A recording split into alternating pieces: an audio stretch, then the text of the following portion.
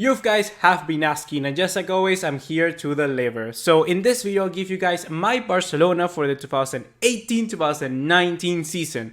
Just a little hint, we're gonna be playing a 4-3-3 with a false 9, but not the one you're thinking. I'm talking about an asymmetrical 4-3-3, baby.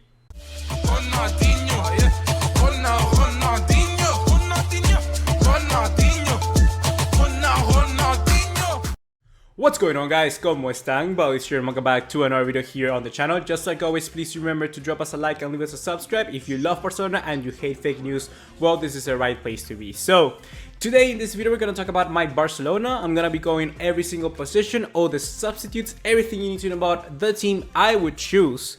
But just remember, this is a 4-3-3 asymmetrical, and you will be like, what in the world is that? Well, remember back to Valverde at the start of his tenure at Barcelona manager, he played with a 4-3-3 with Deulofeu through the right, he played with Messi through the middle, and then he played with Luis Suarez as a left striker. Not a left winger, left striker. And Jordi Alba was left the whole left flank to just do it by himself. So we're going to do something very similarly, but I'm just going to go position by position.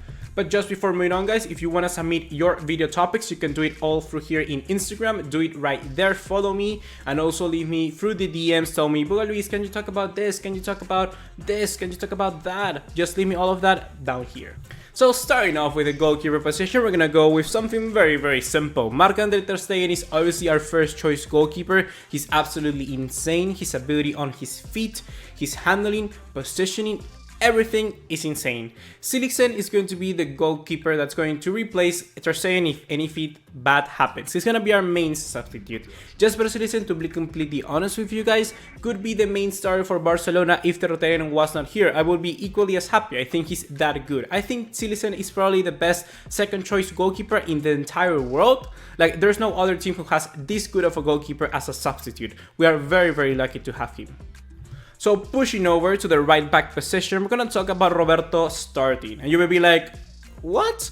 And there's a huge debate between me and you guys. Some of you want to see Semedo start, but most of the time I want to see Roberto start. And I'll try to argument for Roberto in this one. I feel that Semedo is such a good player. I think that Semedo will be better than Roberto will ever be. But the thing here is that may be also like a double-edged sword. We get too caught up on Semedo having that pace and that dribbling, and I think he does that as well. He goes too much in attack, never comes back to defend. Okay, he does, but sometimes he just gets exposed so much. And the main thing here is that we take a look from a standpoint of Barcelona, and we want to win everything. We need to have people which are willing to make less mistakes and fewer mistakes, and I think Roberto is just much better in doing that. His positioning is outstanding. Like, it's probably one of the best attributes he has. And much importantly, that prolific ability of being pushed in midfield or being played as a right winger or whatever just allows Roberto to have that extra notch when being picked by a manager. As a manager, you want somebody who's gonna save your substitution, and Roberto can really do that. Roberto is that kind of player that every manager wants. He can play in every single position, and I was really surprised that's why he didn't went to the World Cup, because somebody like him would have been so much better used than somebody like Odriozola, for instance. So Roberto for me is the clear starter for now, and most importantly, I'm gonna try to use kind of like a really good argument as well, is that when we have matches that we really need to break down and we have somebody like Busquets missing out or Rakitic being injured during the game, someone like Roberto could be pushed to that midfielder position, and Semedo could also play as a right back. I feel this is just going to give us extra little bit of push through that flank, trying to pressure down the opposite team in their own box. It's just gonna be much better. So don't get surprised if we get to see Roberto and Semedo playing at the time being, or playing even at the same time. But I think that for now Roberto should start. Once again, Roberto is keen to make less mistakes. He makes fewer mistakes than Semedo, so that's why I think he earns his spot over Semedo. So now to our center backs. This is kind of like a also staple position for us, because we have very good center backs in Samuel Umtiti and Gerard Piqué. In the case of Samuel Umtiti, he just won the World Cup. He was instrumental for that win. His ability on the ball, his physicality, his everything really. His tackles are just so clean, and he's really good in all of that what we do. And plus he has that X factor where I really like him being kind of like sharp, and also having that ability of being annoyed very easily. He has a short match, you know, and I like that because we need kind of players like that. In our Barcelona team, we don't have that really. We have Suarez, who gets really angry fast, and also Umtiti. So I really really like that sometimes, because you need that sometimes to win matches. And Umtiti just has that, and I think that's kind of like a good thing for us, because all of our other players are kind of like really calm. Next to him, we're gonna have Gerard Piqué, which obviously one of the best center backs in the world. In the last few seasons, I see he has made a lot of mistakes, but he's just incredibly good. He gave us so much, and not any center back in our team can give us, except for Jerry Mina, but he's probably gonna be leaving, so I'm not gonna count him in this video. Gerard Piqué is gonna be playing in that position next to Umtiti. The substitutes, however, is going to be kind of interesting, because we have Lenglet and we have Vermeulen. Vermeulen, as we know, he's injury prone. However, this time around, he's not injured. He's just resting, having vacations. And I think that Vermeulen could also come in and be the first choice replacement for these two players. Lenglet could also come in. And I think that, to be honest, it's not going to be a battle to see which defender is going to be a substitute for Piqué or Umtiti. I think which one is going to be the substitute for the whole defense. So, for instance, if Piqué gets injured, it's going to be the battle between Vermeulen and Lenglet, which is higher up the pecking order. It's not like Lenglet is going to replace Piqué every single time, or Vermeulen is going to replace Umtiti every single time. It's going to be like whoever is injured, whoever Vermeulen and Lenglet is further up the pecking order, they're going to be chosen first. So I think that's how it's going to happen. And to be honest with you, it's going to be a very competitive battle, because Lenglet right now is a good place in his age, in his footballing career. And Vermeulen is slowly declining, but he has that experience. Let's remember that when Vermeulen was playing, when Umtiti was injured and we only had him as another option, he was statistically one of the best defenders in the world at that moment. He really was. You could just see the posts from people like Football Daily or like Bleacher Report saying like stats between Vermeulen and Mats Hummels, or Vermeulen and people like Varane, stuff like that, and he was like up there. He was really battling up there. So Vermeulen could be very good and could be like an underdog, so we need to watch out between that battle, Lenglet and Vermeulen. So now to our left back, we're gonna have Jordi Alba. Jordi Alba is really important for this kind of formation, because he's gonna have the whole left field, the whole left flank for himself. He's gonna have that ability to just push forward as much as he likes, and that's how we've seen the best Jordi Alba be this season. Most of the time when Iniesta or Coutinho were playing for that left hand side of the 4-4-2, they would cut inside and let Jordi Alba exploit that half for all he wants. And I don't see many people remembering this, but he's just as an important player as Messi or as Suarez or as Busquets for this team. His ability of just penetrating the defense for the left hand side is absolutely superb, so we must take this into account, and Jordi Alba could really be a crucial player for us this season. I feel that his passes and understanding with Messi is gonna save us time and time again, and we're gonna see this even more now that they had one season where they can kind of like too accustomed to it, and now it's gonna be even better, because if the last season was incredibly well, this one is just gonna be like godlike. So we gotta keep an eye for Jordi Alba, and I feel he has the whole left flank for himself, and it's kind of like a good thing. So let's see Jordi Alba exploiting that to the best of his abilities. However, the substitutes is where we have a really big problem. Who is it gonna be now that Digne has joined Everton officially today? Is it gonna be Cucurella or is it gonna be Juan Miranda? I don't know. I really do not know, but I think that's a good thing. And the same for Valverde. I don't think Valverde right now knows which one is going to be the guy to replace Jordi Alba whenever the time needs be. I feel that this battle will be ongoing for the rest of the season. I think we're gonna play some matches with Miranda on the bench, some of them may be Cucurella, and I think we're just gonna keep alternating between those two until Valverde has decided one guy to be the true replacement for Jordi Alba. I think that right now, nor me nor you can argument for Cucurella completely or can argument for Miranda completely. I think both of them are in a very good in their career, stable in their careers, similar age. Cucurella is a little bit older, but Miranda is still as good. Their quality is incredibly good, and you just seen from the preseason when Miranda played against Spurs, he looked like on point, but when Cucurella played against Roma, he also looked on point. Whenever they play with the first team players, they just look so much better. So we're gonna see which one is the best, and let's wait to see, for instance, who's gonna be in the bench for the Supercopa, who's gonna be in the bench for La Liga matches. If we start seeing that, then we can get an idea of who's winning that race between Cucurella and Miranda. However, I cannot decide. I'm gonna leave them both as substitutes because, like I said, I think this battle will continue to keep on going throughout the season. Moving on to the center midfielder position, we're gonna go with obviously our Bussy Sergio Busquets. He is the most important player in this Barcelona side. I think he's even more important than Messi, to be honest. We need Busquets for absolutely everything in Barcelona, and his ability of just distributing the ball with not ever moving is just one of the best qualities any player can have. He makes the game so simple. And Busquets, I don't need to explain more about him, but we need to talk about his substitutes, because to be honest, in this team there isn't any kind of like replacement for Busquets. The two main decisions that Valverde has used in the last seasons or so has been Rakitic moving into that CDM role, which fair to Rakitic has been doing incredibly well. You can just see how every single time he can do the same thing as Busquets. In Croatia, he has also played a very similar role, so I wouldn't be surprised at Rakitic playing that CDM role from time to time. However, another decision could be also Sergio Roberto. Sergio Roberto could also play that CDM role. We've seen him do that in this preseason, who has been absolutely superb. He has been also kind of like that silent killer, because he's always controlling the ball, but nobody talks about him in the games in the preseason. Like, I haven't even talked about him, I think, that much in my video. Some of you said, like, for instance, a guy said, you miss so much, you didn't talk about Sergio Roberto, but it's true. Like, I don't need to talk about Sergio Roberto still, because he's that quality of player like Busquets. He can do similar role. He's not as good as Busquets, but he can create also he can have also good performances in that position. So I think between Rakitic and Sergio Roberto will be the substitute for Busquets. It's gonna be kind of like a makeshift role for them, because there's not a like-to-like replacement for Busquets in your squad. But those are two going to be certain substitutes.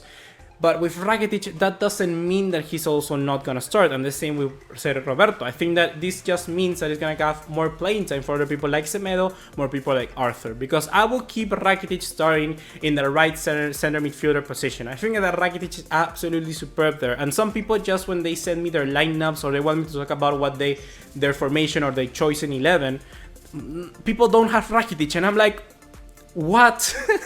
I'm just like, what do you don't have Rakitic? Rakitic is the most balanced midfielder in our entire team. He has been said by Xavi time and time again, he's the most important signing Barcelona has made in the last few seasons, because that is true. Whenever we substitute and we, have players coming in and coming out in the Copa del Rey, Rakitic is always there, because Rakitic is the only guy that can provide that balance to the force. He's the only one who can provide that balance to our midfield. He defends, he attacks, he passes, he shoots, he does everything. He does everything so simple. And without Rakitic, we'll just fall down. So don't ever tell me that Rakitic will not start, because he's gonna be as important as Busquets, as Messi for this team. Rakitic is really, really good, and he had probably one of his best seasons ever last season, who's gonna come in a perfect form for this one. So Rakitic is gonna start. Valverde, Enrique, the board, everybody knows that Rakitic is really that important, and he's not gonna be moved anytime soon. So like it or not, he's gonna be staying there, and to be honest, I cannot say if he's gonna stay there 100%, but I just will be really surprised if he doesn't start this season. He's really that good. His replacement and like-to-like is gonna be Arthur. I think Arthur can adopt that position very, very good. We saw time and time again how Rakitic played in this preseason. He played a little bit more advanced, but that's because we're playing a formation that we're not gonna normally play with our first 11. I think Arthur will play in that Rakitic role and will be that kind of like substitute for Rakitic. He's not as good defensively or coming back as Rakitic is, but Arthur just has that same ability of playing it simple like Busquets and Rakitic have, which is positioning their body just before even the ball gets to him. And I think that Arthur will just get enough playing time. Don't worry, this guy is absolutely made for Barcelona, and if he doesn't play, I will be very, very mad, because I just want to see his style and elegance being displayed on the field.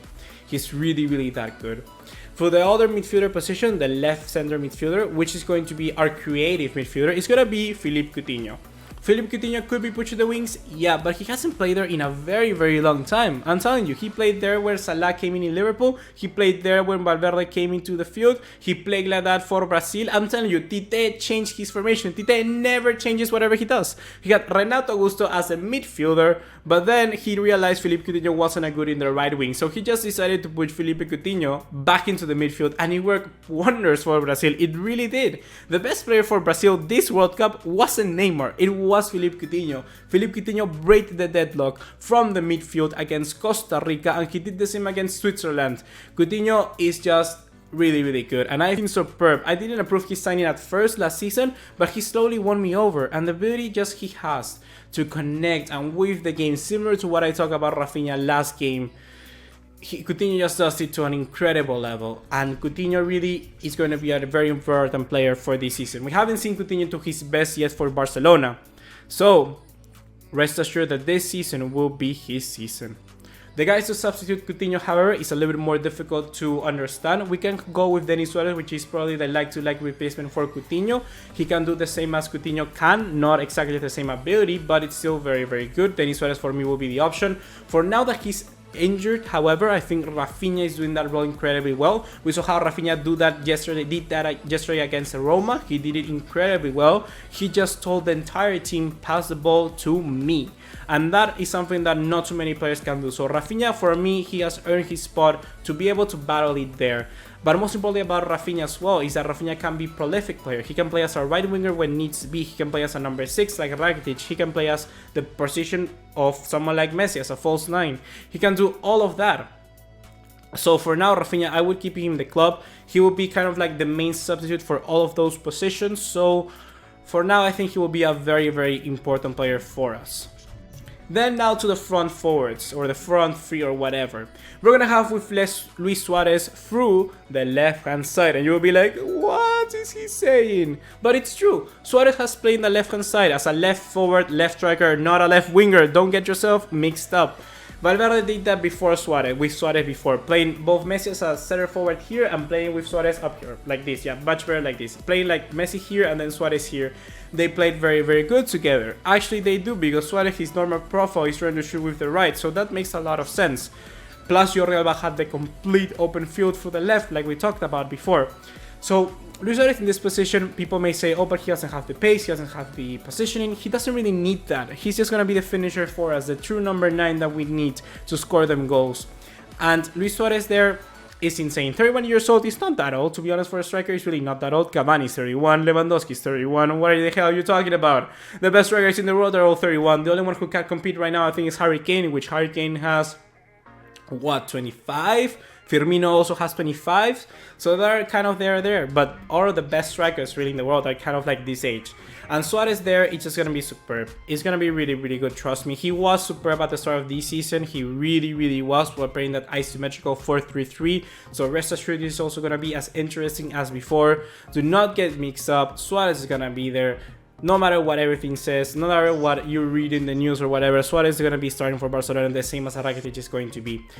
The substitute for Suarez, however, is kind of also up to debate. It seems between Munir and Paco Alcácer. We read that Paco Alcácer was probably going to leave to Valencia, but then that went just to trash. Then we read that Munir was going to stay, and then it seems that Sevilla were bidding 30 million for Munir and Vidal. So what is going on? I think that for now, Paco Alcácer is going to be the replacement for Luis Suarez there, because he's more of a natural number 9 that we have next to Luis Suarez. So I think he will be the normal substitute for Suarez in that position. Although Munir could also play there, I'm not too sure. It depends to see what happens in the rest of this transfer window.